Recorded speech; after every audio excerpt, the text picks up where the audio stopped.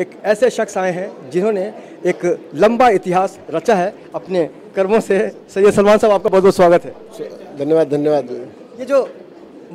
ये जो महीना आता है रमज़ान का, आपने तो बहुत कुछ देखा है, बहुत यादें जुड़ी हुई हैं। आज का जो माहौल है, आज किस तरह से देखते हैं इस माहौल को, कितना बदला हुआ है या फिर आपने कैसे महसूस किया इसको? देखिए, मैं स्कूल और कॉलेज के ज़माने से ये चीज़ें करते आ रहा हूँ। इफ्तार पार्टियों का मेरा मूल ये था कि ये एक ऐसा वक्त है, एक तो इसका कोई भगदड़ नहीं होती है कि अपनी मर्ज़ी से आप आओगे, अपनी मर्ज़ी से जाओगे। एक नियत समय पर आना है, उसी वक्त इफ्तार करना है और उसी वक्त आपको। दूसरी चीज़ें ये थी कि ये एक ऐसा वक्त होता है जिसमें सभी लोग, आप इस पर कोई बंदिश नहीं है। आप पूजा अर्चना के लिए आप बंदिश लगा सकते हैं कि इसमें मुसलमान नहीं कर सकता। आप नमाज के लिए बंदिश लगा सकते हैं, लगानी नहीं चाहिए। आप लगा सकते हैं कि आप नमाज नहीं पढ़ेगा, वो उसको नहीं आती है। लेकिन इफ्तार एक ऐसा रूहानी पर्व होता है जिसमें कभी भी कोई भी किसी भी प्रांत, जाति, भाषा, धर्म का व्यक्ति बैठकर इफ्तार कर सकता है। एक रूहानी मंजर होता है जिसमें न कोई ऊंचा होता है न कोई नीचा होता है। एक जैसी सफ़ होती है, एक जैसे पकवान होते हैं, एक जैसा फलाहार होता है। तो ये एक रूहानी कैफियत होती है। जो उसको महसूस करता है वो उस इफ्तार पार्टी का आनंद ले पाता है। आनंद की बात से याद है कि इतने सेकुलर हैं सैयद सलमान साहब की एक ही स्टेज पे आप कल्पना कीजिए, कव्वाली भी होती है और रामलीला भी होती है। ये सब कैसे संभव कर लेते हैं? कि क्या सोचते हैं आप? देखिए, जहाँ इंसानियत होती है ना, वहाँ धर्म पीछे छूटता है। और धर्म आपके अपने भीतर बसाने की चीज़ है, जो आप घर की चारदीवारी में अपनी इबादत के लिए। और धर्म मैंने मैक्सिमम पाया है 99.9% लोग बाई चांस अपने धर्म में पैदा होते हैं, कोई चॉइस से नहीं होता है। तो जो लोग बाई चांस आते हैं तो उससे अपने धर्म को अपने तरीके से जीना चाहिए। और इंसानियत का मज़हब जो है सबसे बड़ा है। आपको हमेशा मैं एग्जांपल देता हूँ कि कोई भी हो, दर्द किसी को होता है, उसके चोट लगती है, तो सामने वाले को अगर दर्द हो जाए तो वो उतनी देर का जो एहसास है वही असली धर्म है, वही असली मज़हब है। और कोई भी धर्म, रास्ते अलग अलग हो सकते हैं, मंजिल सबकी एक है। तो वो धर्म जोड़ने के लिए है। ये लोगों ने अगर उसे तोड़ने का बनाया है तो उनका धिक्कार होना चाहिए। जो व्यक्ति धर्म के आधार पर लोगों को जोड़ने के लिए निकले, उसका सत्कार होना चाहिए, उसका सम्मान होना चाहिए। उसके लिए जो कुछ बन पड़े समाज को करना चाहिए। हालांकि ऐसे लोगों को लोग बीते हुए कल का आदमी समझते हैं। हम सलमान सर के साथ हमने एक अरसे बहुत समय तक काम किया है और ख़ास करके हम बहुत खुशनसीब है जो इनका सानिध्य मिला है। हम सलमान सर से एक सवाल करना चाहेंगे।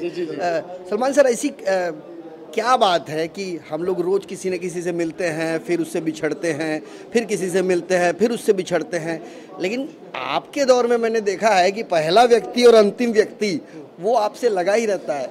क्या खासियत है? देखिए, मैंने अपने ये कॉम्प्लीमेंट मैं इसको बड़ा अच्छे से लूँगा। मेरा छोटा भाई है। मैं ये सोचता हूँ कि जिसने जो व्यक्ति, मैं आया इस संसार में तो मैं अकेला आया था अपने माता पिता का पुत्र होकर। उन्होंने अगर मुझे समाज में भेजा, कुछ सोचकर मैं समाज में गया, अपनी शिक्षा इस तरह से ग्रहण की। और मेरा धर्म कहता है कि एक ही सफ़ में खड़े हो गए महमूद अयाज, न कोई बंदा रहा न बंदा नवाज। तो मैं उस चीज़ को लेकर चलता हूँ कि जो पहली सफ़ का व्यक्ति है, जो मेरे स्कूल कॉलेज के ज़माने में भी जो मेरे प्रिंसिपल हुआ करते थे, मैं उतना ही करीब होता था। और मेरा प्यून भी मुझे देखता था कि अब तक सलमान भाई गए कि नहीं, तो मैं उस तक मेरी पहुँच होती थी। और आप लोग ने देखा है कि मेरी ये कोशिश होती है कि मैं बड़े के साथ बैठा हूँ तो मुझ में अहंकार ना आ जाए, और मैं छोटे के साथ बैठा हूँ तो उस छोटे को कहीं से भी उसमें इन्फीरिटी कॉम्प्लेक्स ना आने पाए। ये मेरी कोशिश होती है। और शायद मेरी कोशिश कामयाब इसलिए भी हो जाती है क्योंकि मैं उसे नेक नियति से करता हूँ, किसी बनावट के लिए नहीं। एक आखिरी सवाल सलमान सर से और पूछना चाहेंगे। छात्र भी रह चुके हैं सलमान सर, शिक्षक भी रह चुके हैं।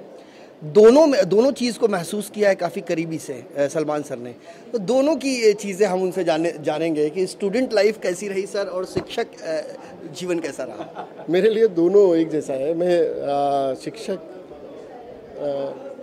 मैं हो गया हूँ, लेकिन मेरे भीतर हमेशा एक सीखने की कोशिश होती है। तो मैं अपने विद्यार्थियों से भी कुछ ना कुछ सीखने की कोशिश करता हूँ। मैं जो उनको सिखाता हूँ वो तो सिखाता ही हूँ, जो मुझ में ज्ञान है मैं लौटाता हूँ, लेकिन मैं उनसे भी सीखता हूँ। और जब तक आप सीखने की प्रक्रिया में होते हैं तब तक ही आप सक्सेस हैं।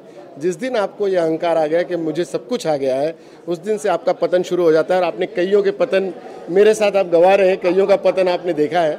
तो ऐसे अहंकार से बेहतर है कि हम लोग रोज़ सीखने की प्रक्रिया में रहें और जितना सीखेंगे, और ये शिक्षा ऐसी चीज़ है, मैं हमेशा कहता हूँ कि हमारे कुरान का जो पहला शब्द था जो नबी के करीम सल्लल्लाहु अलैहि वसल्लम पर आया वो इक़रा था, पढ़ का मतलब यही है कि सीखो। तो प्रतिदिन जो सीखने की प्रक्रिया होती है उससे गुजरना ही सच्चा जीवन है। तो मैं वो सीखने की कोशिश करता हूँ।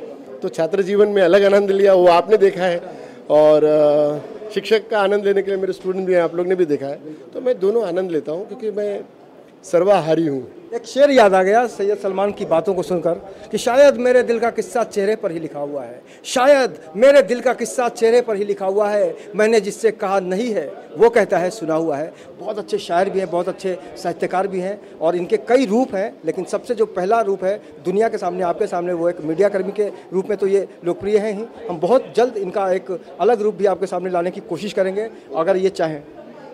बिल्कुल, जितने रूप मेरे हैं अगर वो सामने आते हैं, नकारात्मक छोड़कर, मेरे में नकारात्मक होगा नहीं, अगर हो तो छूट जाए। मेरा सकारात्मक अगर कोई मेरा उपयोग कर लेता है, मेरे नाम का, मेरे संगत का, मेरे रिलेशन का, तो मैंने कभी किसी को रोका नहीं, किसी को टोका नहीं है। मैं चाहता हूँ मेरे में जो सकारात्मकता है उस ऊर्जा का अगर कोई सदुपयोग कर ले जाए तो मैं अपने आप को धन्य मानूंगा कि मैं कुछ दे सका, समाज को दे सका, क्योंकि मैं जो कुछ समाज से मेरे पास आया है मुझे समाज को तो लौटाना ही है।